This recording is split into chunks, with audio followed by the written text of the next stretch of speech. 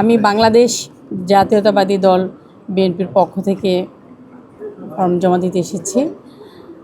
আজ এমন একটি সময়, এমন একটি মাহেন্দ্রক্ষণ আমি মনে করি, কারণ আজকে বাংলাদেশে 2026-এ যে নির্বাচনটা হয়েছে, সেই নির্বাচনটা আর 10টি নির্বাচনের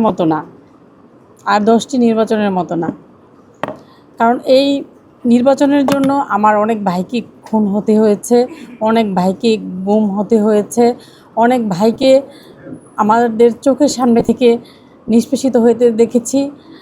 আমি ব্যক্তিগতভাবে আমি জেল খেটেছি, আমি রিমান্ড খেটেছি, আমি মার খেয়েছি।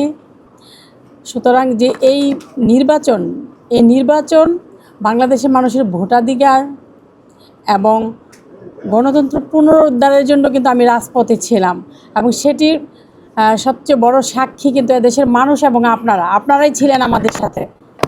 আমরাই কিন্তু সারা বাংলাদেশে প্রতিষ্ঠিত করেছি যে হাসিনা স্বৈরাচার, হাসিনা ফ্যাসিস্ট।